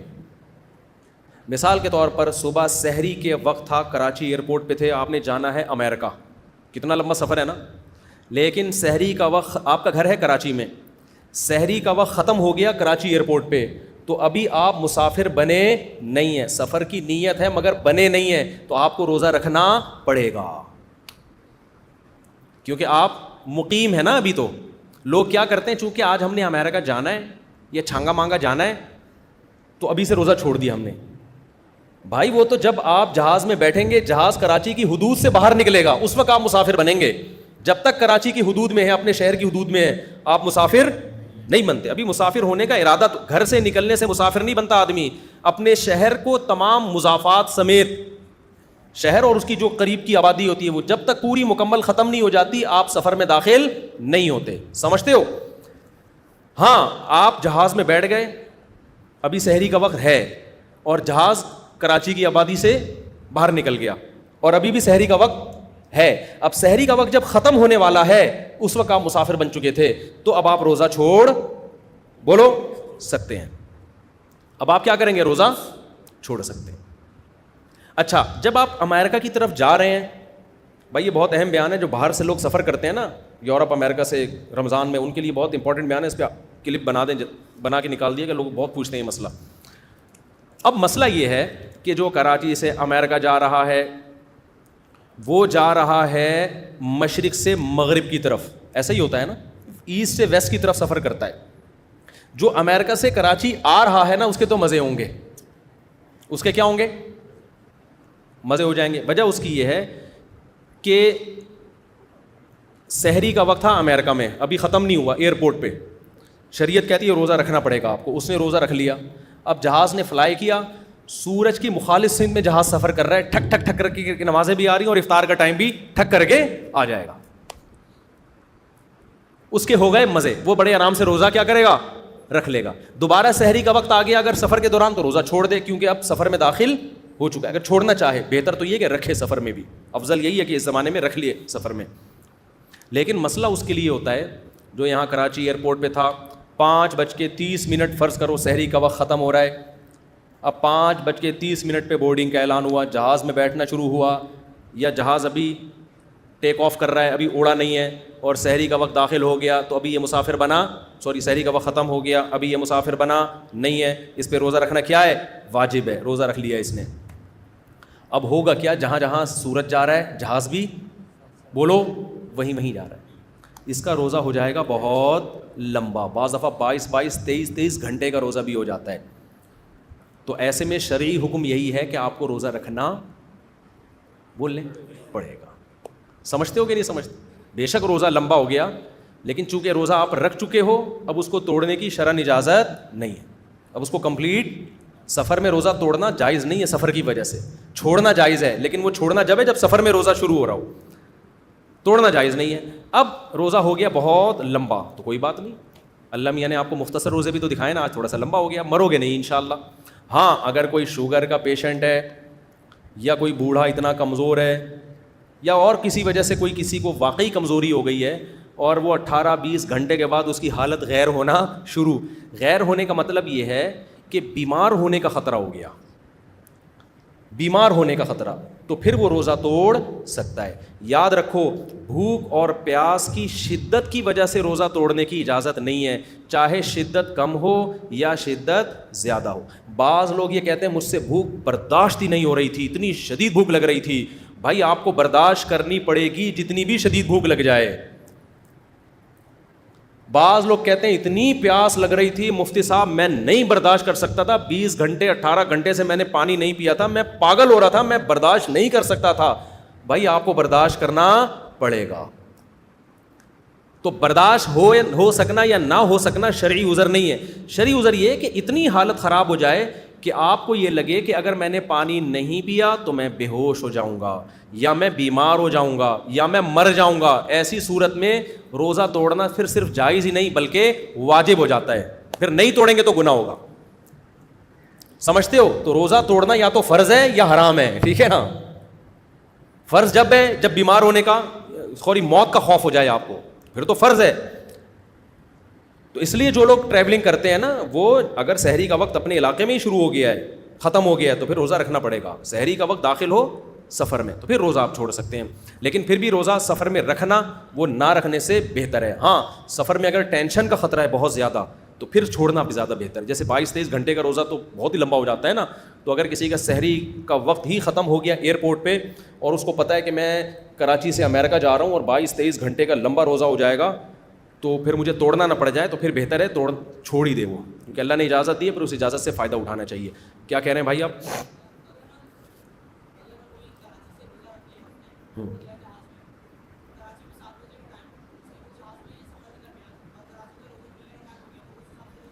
نہیں, یہ کہہ رہے ہیں جہاز میں کراچی آ رہا ہے اور کراچی میں روزے کا ٹائم ہو گیا, جہاز میں نہیں ہوا, تو ایسا نہیں ہے. جہاز میں سورج جب تک غروب نہیں ہوگا نا اس وقت تک روزہ نہیں کھول سکتے. اچھا, ایک مسئلہ تو یہ ہو گیا روزے سے متعلق. اگلا سوال بھی اسی جیسا ہے, وہ یہ ہے کہ مزدور حضرات یا سخت محنت کش افراد روزہ کیا چھوڑ سکتے ہیں؟ بہت امپورٹنٹ سوال ہے. دیکھو میں نے بتایا کہ روزہ چھوڑنا دو صورتوں میں, سفر اور بیماری. مزدور اس میں داخل نہیں, جاب والے لوگ اس میں داخل نہیں ہیں, کیونکہ اس کا کوئی معیار نہیں ہے. صحابہ کے دور میں کوئی مزدور پیشہ تھے, کوئی انویسٹر تھے جو صرف پیسے انویسٹ کرتے تھے, آرام سے رہتے تھے. قرآن نے جب حکم دیا ہے نا کہ تم پر روزے فرض کیے گئے ہیں, تو اس میں مزدور بھی داخل ہیں, ریگستانوں میں کام کرنے والے لوگ بھی داخل ہیں. دو لوگ مستثنیٰ ہیں, بیمار اور مسافر. تو اس لیے مزدور چاہے کتنی ہی سخت مزدوری کرتا ہو, کوئلے کی کان میں بھی ملازمت کرتا ہو نا, جہاں 1 گھنٹے کے بعد شدید پیاس لگتی ہے, اس کو پھر بھی روزہ رکھنا پڑے گا اگر وہ مسافر نہیں ہے. اب لوگ کہتے ہیں, میں نے پچھلے سال بھی یہ بیان کیا تھا, نیچے کمنٹس میں لوگوں نے بڑا مذاق اڑایا کہ ان مولویوں سے پوچھو کہ تم ذرا کدال ہاتھ میں اٹھا کے کنواں کھودنا شروع کرو مزدوروں کی طرح, پھر روزہ رکھ کے بتاؤ اور پھر یہ فتویٰ دو. یہ خود تو ایئر کنڈیشن روم میں بیٹھے رہتے ہیں اور فتوے مزدوروں کے لیے دے رہے ہیں. سمجھتے ہو, یہ طنز لوگوں نے کیا تھا. اول تو ہم 24 گھنٹے ایئر کنڈیشن میں نے اب تک اپنے گھر میں ایئر کنڈیشن نہیں لگایا ہے, جا کے دیکھ لو. یہ جو فضول باتیں ہیں نا کہ ہر وقت ایئر کنڈیشن میں بیٹھے رہتے ہیں اور یہ کرتے رہتے ہیں, تو بغیر یہ ہم دیکھتے ہیں نا, تم گاڑیوں میں جا رہے ہیں, گاڑیوں میں تو سمجھتے ہیں کہ یہ پتہ نہیں کیسے لائف اسٹائل ہوگا ان کا. اچھا لائف اسٹائل ہے الحمدللہ, غریب نہیں ہیں ہم. لیکن اگر بیٹھے بھی رہتے ہوں 24 گھنٹے, مفتی کی ذمہ داری ہے کہ وہ 24 گھنٹے ایئر کنڈیشن میں بیٹھے یا کوئلے کی کان میں بیٹھے, فتویٰ قرآن و سنت کے مطابق دے گا. وہ یہ نہیں دیکھے گا کہ چونکہ میں کدال اٹھا کے اگر گڑھا کھودوں تو مجھ سے نہیں روزہ رکھا جائے گا, تو مزدور بیچارے سے کیسا رکھا جائے گا, لہذا مزدور کو اجازت دے دو. اجازت دینے کے لیے ہمیں کس سے پرمیشن لینی پڑے گی؟ اللہ سے, اور اللہ پرمیشن نہیں دے رہا, نہ مجھے دے رہا ہے نہ مزدور کو دے رہا ہے. اللہ پرمیشن دے رہا ہے مسافر کو, اور کس کو؟ بیمار کو. مسافر بھلے ایئر کنڈیشن میں ہی سفر کر رہا ہو پھر بھی پرمیشن دے رہا ہے اس کو. تو اللہ سے آگے نکلنے کی کوشش مت کرو. اب سوال یہ پیدا ہوتا ہے کہ پھر مزدور کرے کیا؟ بھائی آپ واقعی گرمیوں کے روزے میں ذرا 1 گھنٹہ کنواں کھود کے تو دیکھو نا, گڑھا کھود کے دیکھو, دماغ کا دہی بن جائے گا. اس کا جواب یہ ہے کہ مزدور رمضان میں پہلی کوشش یہ کرے کہ رات کے وقت مزدوری کرے. وہ ہم نے ایسے مزدور دیکھے ہیں جو کدال کا کام اور محنت مزدوری کا کام کس میں کرتے ہیں؟ رات.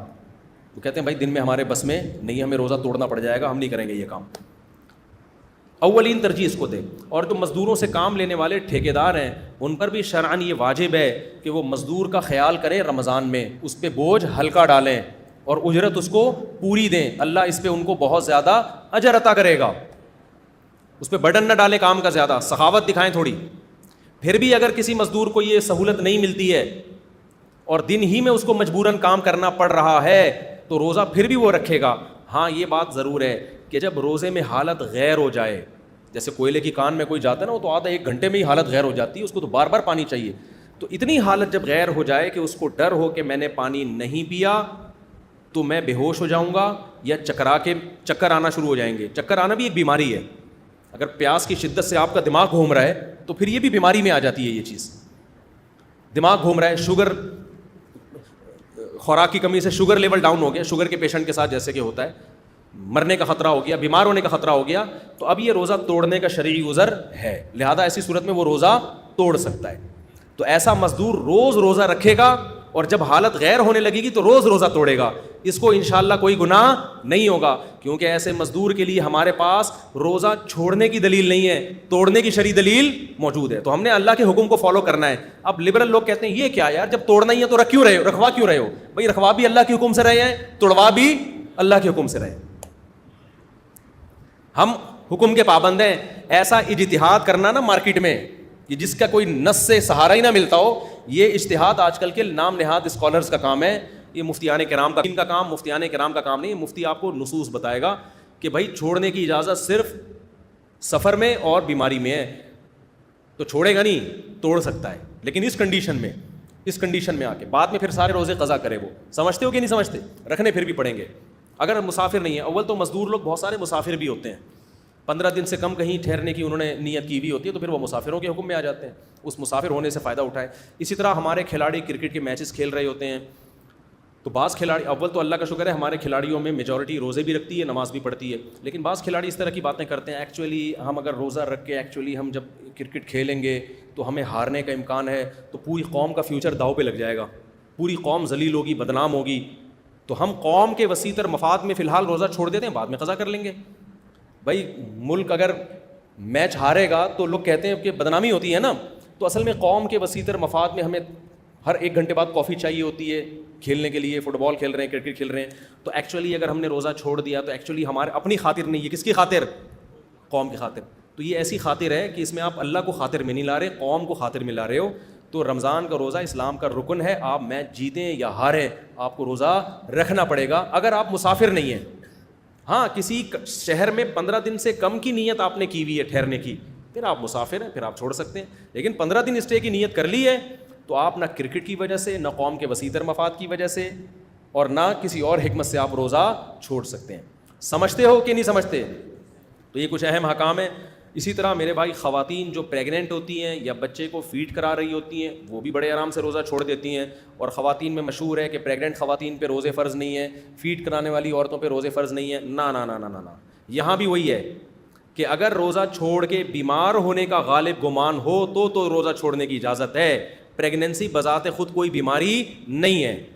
اسی طرح بچے کو فیڈ کرانے سے خود کے بیمار ہونے یا جو بچے کو فیڈ کرا رہی ہیں خواتین وہ اگر روزہ رکھیں گی تو خود بیمار ہونے کا یا بچے کے بیمار ہونے کا خطرہ ہے تو وہ روزہ چھوڑ سکتی ہیں. ادروائز فیڈ کرانے والی عورت کے لیے بھی روزہ چھوڑنا جائز نہیں ہے. سمجھتے ہو؟ تو اگر خاتون بچے کو فیڈ کرا رہی ہیں ان کو ڈر ہے کہ میں نے روزہ رکھا تو دودھ ہی نہیں آئے گا, بچے کا بیڑا غرق ہو جائے گا, تو ایک الگ مسئلہ ہے. لیکن اگر ایسا خطرہ نہیں ہے تو کچھ کمزوری تو بہرحال ہوتی ہے, اور فیڈ کرانے والی کو زیادہ کمزوری ہوتی ہے. تو یہ ویکنیس یا کمزوری کوئی شرعی عذر نہیں ہے. ایسا تھوڑی ہے کہ روزہ رکھ کے آپ ایک دم ڈولے چھولے بننا شروع ہو جائیں آپ کے, تو کمزوری تو ہوگی نا, روزہ رکھ رہے ہو نا, کھانا پینا چھوڑ رہے ہو. تو اس لیے یہ شرعی آزار ہیں. اس کے علاوہ بس 2 چیزیں یاد رکھیں, بیمار اور مسافر, اور اس میں مرنا بھی داخل ہے. جب ظاہر ہے بیماری کے خوف سے توڑ سکتے ہیں تو موت کے خوف سے تو بدری اولا توڑ سکتے ہیں. کراچی میں آپ کو یاد ہے ایک دن بہت شدید گرمی پڑی تھی تو روزے میں بہت سے لوگوں کے جنازے اٹھے تھے. ان میں لوگ بہت سے فنٹر بننے کی کوشش کی تھی. اب ہیٹ اسٹروک کی وجہ سے وہ مر رہے ہیں, لوگ کہہ رہے ہیں پانی پی لے, وہ کہہ رہے ہیں نہیں خدا کو منہ دکھانا ہے. اور بھائی خدا خود کہہ رہا ہے کہ جان بچا تو پانی پی یار. ہمارے ادھر ایک بڑے نیک آدمی تھے ماشاءاللہ, ان کو بھی پانی کا مسئلہ تھا نا, پانی کی کمی سے ایک دم ان کی طبیعت خراب ہو جاتی تھی. روزہ رکھا ہوا تھا گرمیوں میں, ان کی طبیعت خراب ہوئی, پانی کہہ رہے ہیں پی لو نہیں. میں نے ان کو لے کر گیا وضو خانے کی طرف, میں نے کہا ان کو نا گن پوائنٹ پہ چھڑکاؤ کرے ان کے اوپر, زبردستی پلایا. تو ایسے موقع پہ اگر مریض خود بھی نہیں پی رہا ہے نا, فنٹر گیری کی کوشش کر رہا ہے, فنٹر بن رہا ہے, تو آپ لوگوں کی ذمہ داری ہے زبردستی اس کے منہ پہ بوتل چڑھا دیں. مرے گا نا تو اس کو تو گناہ ملے گا, آپ کو بھی ملے گا گناہ. تو جان بچانے کے لیے روزہ توڑنا فرض ہے, صرف جائز نہیں ہے بلکہ کیا ہے, فرض ہے. تو یہ اس کا خیال کریں. اگر غلطی سے منہ میں پانی چلا جائے تو روزہ ٹوٹ جائے گا, صرف قضا ہوگی یا کفارہ. دیکھو حدیث میں آتا ہے بھولے سے کوئی کھا لے یا پی لے تو روزہ نہیں ٹوٹتا. غلطی سے کے بارے میں کوئی حدیث نہیں ہے. غلطی کے بارے میں, غلطی سے کھانا الگ چیز ہے, بھولے سے کھانا الگ چیز ہے. دونوں میں فرق کیا ہے؟ مثال کے طور پر بھولے سے کھانا تو آپ کو روزہ یاد ہی نہیں تھا, آپ نے پھوڑ پھاڑ کے طبیعت سے بیٹھ گئے, اس کے بعد ڈکار آئی تو یاد, اڑے میرا تو روزہ تھا. ہوتا ہے ایسے. ہمارے بھائی صاحب تھے, بڑے تھے کیا ہیں, تو انہوں نے ایک نفلی روزہ رکھا ہوا تھا. میں ان سے ملنے کے لیے گیا, 4:30-5 بجے کا ٹائم تھا, افطاری میں 1-1.5 گھنٹہ باقی تھا یا 2 گھنٹے باقی ہوں گے. مجھے بھوک لگ رہی تھی, میں نے کہا کھانا, تو کھانا آیا تو انہوں نے بھی کھایا, دبا کے کھایا, کھانا کھایا. اس کے بعد انہوں نے کڑک سی چائے پی, پانی پیا, چائے پی, اس کے بعد بیٹھ گئے. ایک دم ان کو اڑے میرا تو کیا تھا, روزہ. ہم نے کہا کوئی بات نہیں, کھانا بھی ہو گیا, روزے کا ثواب بھی. اب کچھ نہیں کھاؤ بھائی, اب یاد آ گیا, 1 گھنٹے بعد پھر افطاری کر لو یا 1 آدھ کھجور کھا لو, جو بھی کرنا ہے.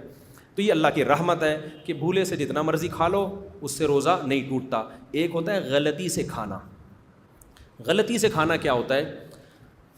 آپ سمجھے کہ بھائی 6:30 بجے افطاری کا ٹائم ہے, گھڑی آپ کی 6:30 بجا رہی ہے, حالانکہ 6 بج رہے تھے. بچے نے آپ کی گھڑی کی سوئی آگے گھما دی.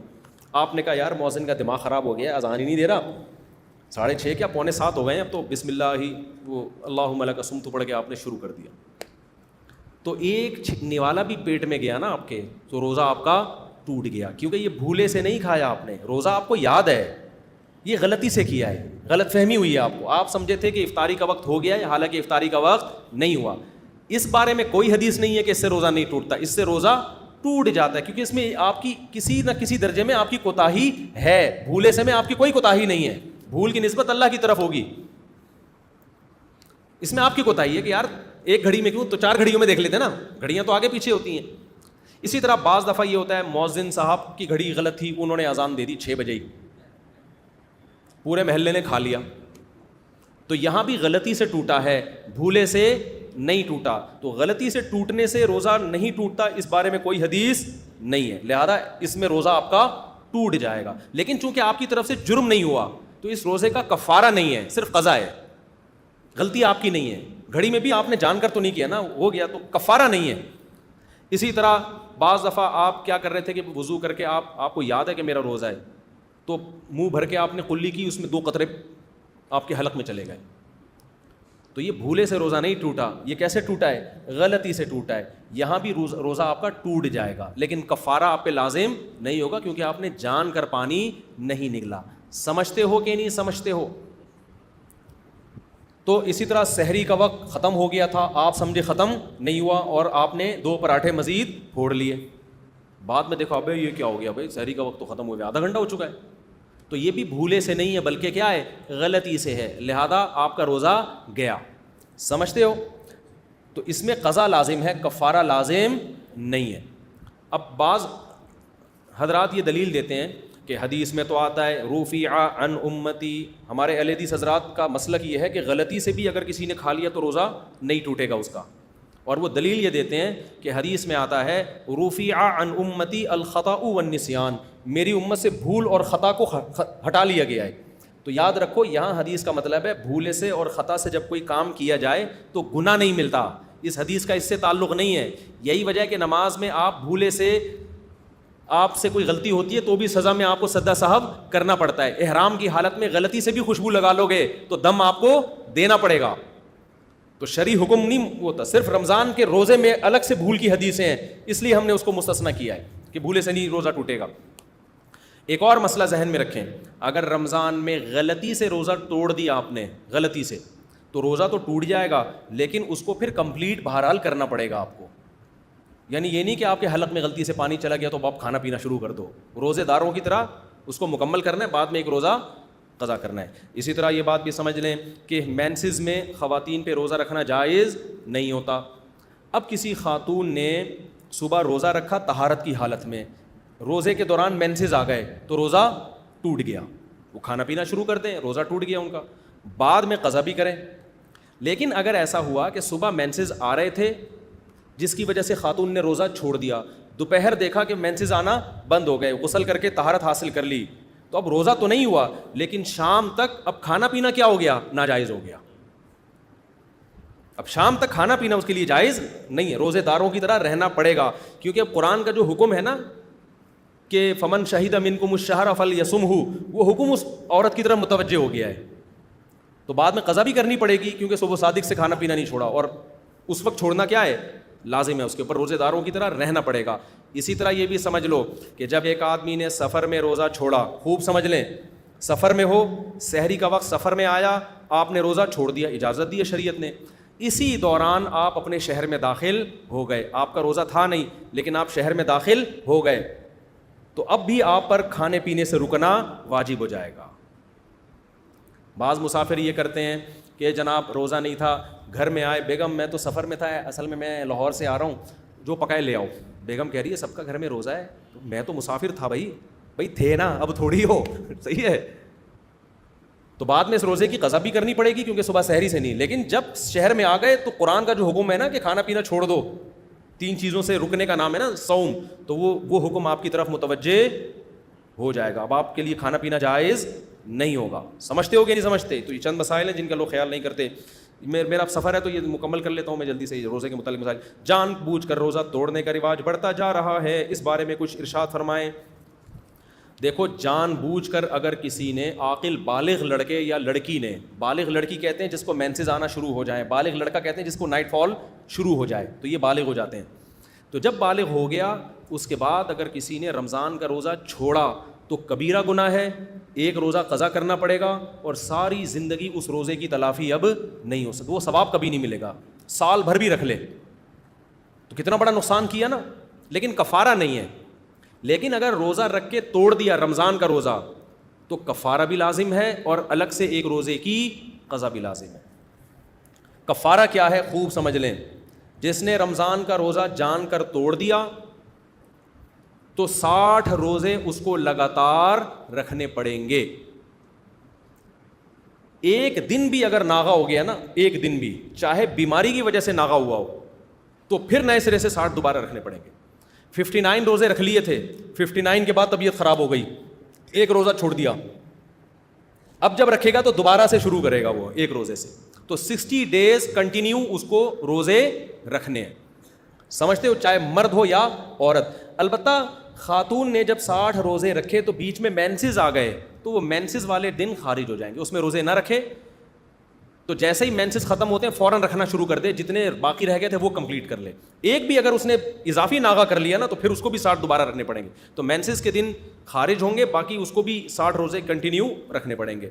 اب ہوتا یہ ہے کہ ہمارے پاس ایسے نوجوان آتے ہیں, کہتے ہیں مفتی صاحب ہم نے تو جوانی میں بڑے روزے توڑے ہیں, اب ہم کیا کریں, ہم سے تو نہیں رکھے جاتے 60 روزے. تو بھائی آپ غلط کہہ رہے ہو کہ آپ سے نہیں رکھے جاتے, بوڑھے لوگ مستثنا ہیں. بوڑھے لوگ, بوڑھا آدمی جو بہت زیادہ بوڑھا ہو گیا ہو, جس کو شیخ فانی کہا جاتا ہے, بہت ہی بڑھاپا, جو آج کل ویسے ہی نہیں ہوتے.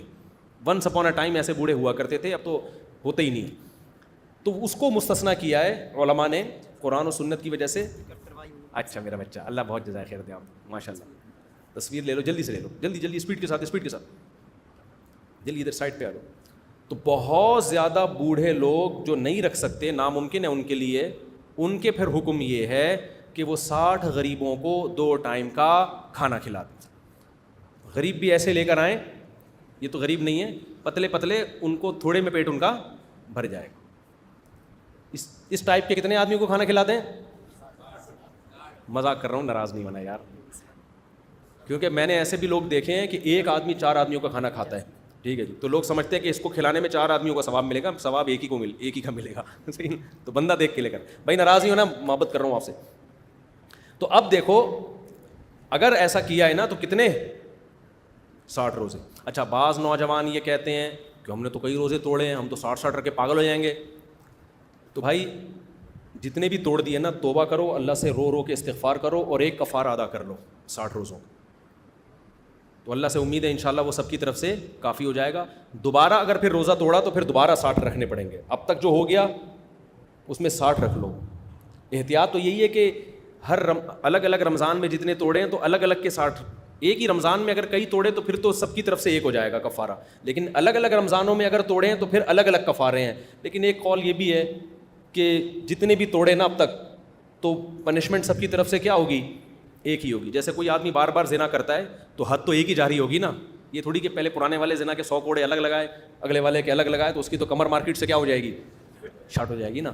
وہ تو پھر بیوی کے قابل بھی نہیں رہے گا تھوڑے دنوں میں. تو جب ایک دفعہ جرم پکڑا جاتا ہے نا تو ایک ہی دفعہ میں سارے جرموں کی ہو جاتی. پھر سزا جاری ہونے کے بعد اگر دوبارہ جرم کرے گا پھر دوبارہ سے نئی سزا جاری ہوگی. جیسے کئی دفعہ چوری کی تو ہاتھ تو ایک ہی کٹتا ہے نا. تو بعض فقہا کی یہ رائے ہے کہ کئی رمضان کے بھی کئی روزے بھی کسی نے توڑ دیے تو جب سزا کے طور پر وہ 60 روزے رکھے گا تو ایک ہی دفعہ کے 60 روزے پچھلے تمام روزوں کی طرف سے کفارہ ہو جائے گا. تو اگرچہ یہ قول کمزور ہے لیکن اس سے گنجائش کا فائدہ اٹھایا جا سکتا ہے. آج کل تقویٰ للہیت مارکیٹ سے شارٹ ہے, تو نہ کرنے سے بہتر ہے تو یہی کر لے یار, اللہ سے امید ہے اللہ قبول کر لے گا. یہ بات. اچھا ایک بات ذہن میں رکھو, ہینڈ پریکٹس سے اگر کسی نے روزہ توڑا ہے تو اس سے روزہ ٹوٹے گا, شدید گناہ بھی ملے گا, لیکن اس میں صرف قضا ہے, کفارہ لازم نہیں ہے. کفارہ جو روزہ توڑنے میں لازم ہوتا ہے وہ زوجہ کے ساتھ ہم بستری کر لی, باقاعدہ اگر حیا کے خلاف ہے, لیکن لوگ پوچھتے ہیں انٹرکورس کرنے سے روزہ ٹوٹ جاتا ہے. اگر زوجہ کے ساتھ بھی ایسا ریلیشن قائم کیا کہ انٹرکورس نہیں کیا, صرف ڈسچارج ہو گیا ہے, تو روزہ تو ٹوٹے گا, کفارہ لازم نہیں ہوگا. کفارہ جب لازم ہوتا ہے جب پراپر انٹرکورس ہو جائے, تو اس میں ڈسچارج نہ بھی ہو, بس انٹرکورس ہو گیا تو کفارہ لازم ہو گیا, دونوں پہ لازم ہو جائے گا اگر اس کا بھی روزہ تھا. تو دوسرا روزہ جو کفارہ لازم ہوتا ہے وہ کھانے پینے سے ہوتا ہے, یعنی 3 چیزوں سے کفارہ لازم ہوتا ہے, کھا لیا, پی لیا یا زوجہ سے, اس تفصیل کے مطابق ہم بصری جو میں نے ابھی آپ کو بتائی ہے.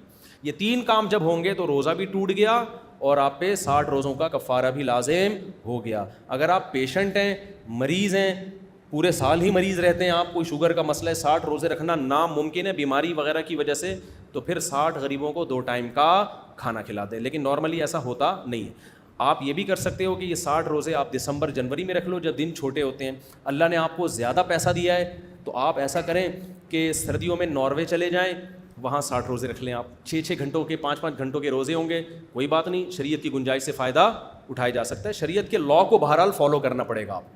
اور زیادہ آپ فنٹر بننے کی کوشش کر رہے ہیں تو گرمیوں میں آپ چلے جائیں ناروے, 22 گھنٹوں کے 60 روزے رکھ لیں, وہ آپ مر جائیں گے, مارکیٹ سے کیا ہو جائیں گے, شارٹ ہو جائیں گے. تو لیکن اللہ کی گنجائش سے فائدہ اٹھا سکتے ہیں آپ, سردیوں والے دنوں میں رکھ لیں آپ. سمجھتے ہو؟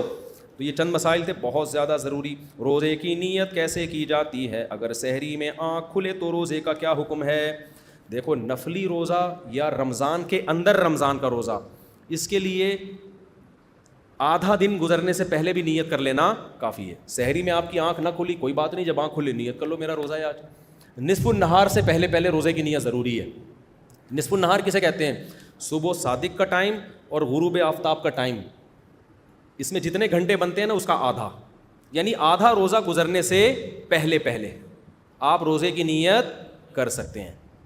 آدھا دن سے بھی زیادہ گزر گیا پھر نہیں ہو سکتی. آپ صبح اٹھے, آپ کنفیوز تھے کہ یار ایکچولی میں آج روزہ رکھوں کہ نہیں رکھوں, چلو دیکھتے ہیں, اگر اچھا دن گزر گیا, افطاری سے 2 منٹ پہلے آپ نے کہا چلو میرا روزہ ہے آج, یہ نہیں ہوتا, ٹھیک ہے نا. تو یہ نہیں ہو سکتا. ہمارے نبی صلی اللہ علیہ وسلم گھر تشریف لاتے, امی عائشہ سے پوچھتے کچھ کھانے کو ہے, آپ فرماتی نہیں ہے, کہتے چلو پھر ہم نے کیا نیت کر لی روزے کی, بھائی کھانے کو تو ویسے ہی نہیں ہے تو ثواب تو لینا نیت کر کے ہم. تو زوال سے پہلے تک, یعنی زوال نہیں, نصف النہار, زوال الگ چیز ہے, نصف النہار, نہار کہتے ہیں دن کو, تو دن کا آدھا, صبح صادق سے غروب آفتاب کے بیچ میں جو آدھا بنتا ہے نا, اس سے پہلے آپ نیت کر. لوگ سمجھتے ہیں زوال سے پہلے نیت, یہ خوب سمجھ لو, زوال سے پہلے نہیں, آدھا روزہ گزرنے سے پہلے آپ نیت کر سکتے ہو, رمضان کے فرض روزے کی بھی اور بعد میں نفلی. البتہ رمضان کے قضا روزے میں آپ کو صبح سے ہی سحری کے وقت ہی نیت کرنی پڑے گی, اور رمضان میں تو نیت کی ضرورت ہی نہیں ہوتی نا, مسلمان نے تو روزہ رکھنا ہی ہے, تو نیت ہوتی ہے دل میں کہ روزہ رکھنا ہے ہم نے. رات کو آپ صبح سحری کا انتظام کر کے سوئے تو مطلب ہے کہ نیت ہی ہے نا, تو اس میں بس اتنا ارادہ کافی ہے کہ روزہ ہے کل ہمارا, بس یہی. اچھا, یہ جو دعا ہے وہ بھی صومی غد نویت من شہر رمضان, یہ ایسی دعا ہے, اس کی کوئی ثبوت نہیں ہے, ٹھیک ہے, بس دل میں نیت کافی ہے. اچھا بھائی, اچھا یہ بھی ذہن میں رکھو, اگر سحری میں آنکھ نہ کھلی تو لوگ کہتے ہیں شرعی عذر ہے, کیونکہ ہم نے رات کو ڈنر بھی نہیں کیا تھا, صرف افطاری میں 2 پکوڑے چکھے تھے, اب چونکہ رات کو کھانا بھی نہیں کھایا, سحری میں آنکھ ہی نہیں کھلی, اب میں شرعی طور پہ معذور ہوں, میں روزہ نہیں رکھوں گا. تو سحری میں آنکھ نہ کھلنے سے آپ شرعی معذور نہیں بنتے, چاہے رات کو ڈنر کیا ہو یا 2 پکوڑے کھائے ہوں یا نہیں کھائے ہوں. افطاری میں آپ نے کچھ بھی نہ کھایا ہو, پھر بھی سحری میں آنکھ نہ کھلی ہو اور پیٹ آپ کا کمر سے بالکل ایلفی کی طرح چپک گیا ہو, پھر بھی آپ کو روزہ چھوڑنے کی اجازت بولو نہیں, کیونکہ بھوک اور پیاس کی شدت یہ شرعی عذر نہیں ہے, یہ تو روزے کا تقاضا ہے. صرف آپ وہی بات ہے, بیماری کا خطرہ, بیماری کا خوف, وہ ایک الگ, وہ اس میں آپ چھوڑ سکتے ہیں. سحری افطاری کا تعلق اذان سے ہے یا وقت دیکھ کر؟ بھائی اذان سے نہیں ہے, وقت سے ہے. اذانیں آج کل وقت سے پہلے بھی ہو جاتی ہیں. آپ جو سحری اور افطاری کے نقشے ہیں وہ گھر میں رکھیں اور ان سے بھی احتیاطاً 2 منٹ کے بعد افطاری کریں, کیونکہ یقین نہیں ہوتا کہ سورج غروب ہو گیا ہے. نبی نے جلدی افطاری کا حکم دیا, لیکن اس کا یہ مطلب نہیں ہے کہ ابھی یقین ہی نہیں ہے سورج غروب ہوا بھی ہے کہ نہیں ہوا اور آپ کر لیں. جب 100% یقین ہو جائے, یہ کیوں بند ہو گیا, بس یہ ابھی ختم ہی کر رہا ہوں میں. ابے یار جلدی بہت سارے سوال میں کیا ہو گیا. 5 منٹ ہیں آپ لوگ کے پاس, 5-10 منٹ, یا تھک گئے ہیں؟ بھائی جلدی کھولیں اس کو, کیا ہو گیا.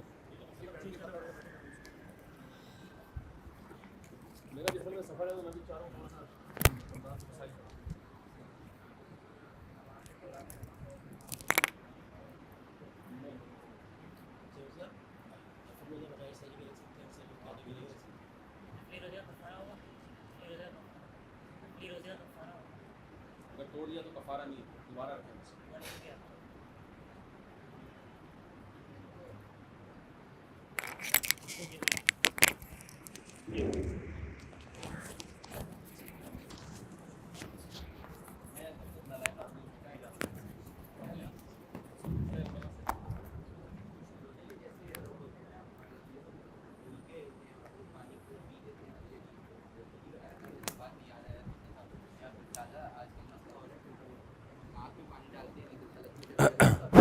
اچھا بتاتا ہوں، ابھی بتاتا ہوں، یہ جلدی سے مکمل ہو جائے. افطاری میں کیا کھانا سنت ہے، سحری میں کیا کھانا چاہیے. افطاری میں کھجور سے افطاری کریں اور سحری میں بھی کھجور کھائیں. ہمارے یہاں کھجوروں کو زیادہ لفٹ نہیں کرائی جاتی، حالانکہ کھجور بڑی خاندانی چیز ہے. آپ یعنی ایک اتنا سا لیں گے پھر اس کے بعد ڈائریکٹ پکوڑوں پہ آ جائیں گے، ٹھیک ہے نا. تو کھجور کھائیں تمیز سے، سنت ہے. اچھا بھائی سحری میں کیا کھانا چاہیے، جو مرضی کھائیں، بس ڈاکٹروں سے پوچھ کے کھائیں، ٹھیک ہے نا، حکیموں سے پوچھ کے کھائیں. رمضان میں ذخیرہ اندوزی کے بارے میں ہمیں بتائیں. قیمتیں بڑھائی جاتی ہیں، اس کا کیا وبال ہے؟ یہ گورنمنٹ کا کام ہے بھائی. تراویح میں دیکھ کر قرآن پڑھ سکتے ہیں، نہیں پڑھ سکتے. کیا مقتدی امام کے پیچھے تراویح میں قرآن دیکھ کر سن سکتے ہیں، نہیں سن سکتے. پھر دلائل بعد میں، ابھی بہت زیادہ ہو گیا، میں اور بھی دنیا میں غم ہے میرے. رمضان بغیر داڑھی والا ہو گیا رمضان، اس کو آپریشن کر دیا. اور کوئی رمضان سے متعلق مسئلہ پوچھنا ہے تو پوچھیں، پھر میں چھٹی کرتا ہوں. رمضان سے متعلق بس 2-4 سوال ہم لے لیتے ہیں، پھر باقی سوال بعد میں اگلے بلیٹن میں. 2 روزے کھائے ہیں پچھلے رمضان میں؟ کس نے کھائے؟ اچھا میں نے کہا شاید ہم نے بھی کھائے. اب رکھیں یار، بس رکھیں، جلدی سے قضا رکھیں، اگلے رمضان سے پہلے قضا کر لیں. اور چلیں آگے.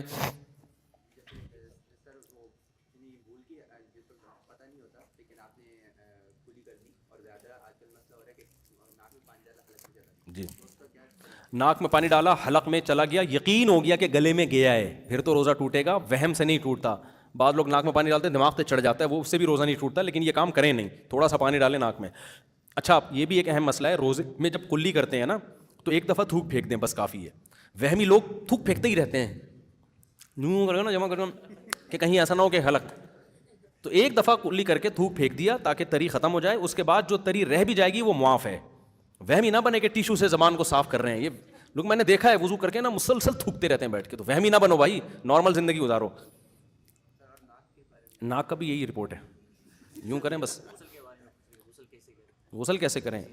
جب حالت جنابت کا غسل کرنا ہو، جنابت کا غسل رمضان میں روزے میں، تو کلی کریں منہ بھر کے، غرارے نہ کریں.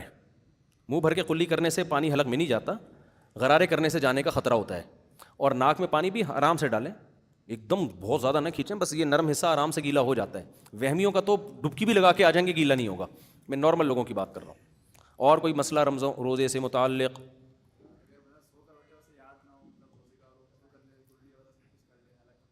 اگر حلق میں پانی چلا گیا تو روزہ ٹوٹ جائے گا بھائی. ٹوتھ پیسٹ روزے کی حالت میں نہیں کر سکتے، جائز یعنی مکروہ ہے، ناپسندیدہ ہے. روزہ نہیں ٹوٹے گا. مکروہ اور ناپسندیدہ اس لیے ہے کہ اس کا غالب گمان ہوتا ہے حلق میں ذرات پہنچنے کا. تو روزہ توڑنا بھی جائز نہیں، ایسا کام بھی جائز نہیں کہ روزہ توڑنے کے آپ خطرہ ہو.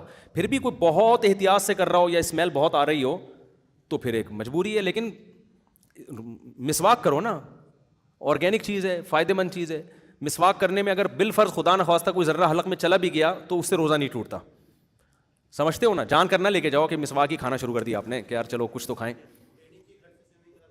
جی ٹریڈنگ کی غرض سے روزے میں سوئمنگ کرنی پڑ جائے تو منہ باہر رکھ کے کرتے رہیں یا منہ اندر لے جائیں، پانی حلق میں نہ لے کے جائیں. لیکن ایسا کام روزے میں کرنا کہ اتنی شدت سے روزہ رکھے کہ توڑنے کا خطرہ ہونا شروع ہو جائے، نہ کریں نا. آپ افطاری کے بعد سوئمنگ کر لیں، بہرحال جائز ہے، سوئمنگ بھی کر سکتے ہیں، جاگنگ بھی. روز ہم جب بچپن میں گرمیوں کا روزہ تھا، ہم روزہ رکھ کے صبح کرکٹ کھیلتے تھے، ایسے پاگل تھے ہم لوگ. اسٹیمنا تھا بھائی. آج کل کے لونڈے لپاڑوں میں اسٹیمنا ہی نہیں ہے.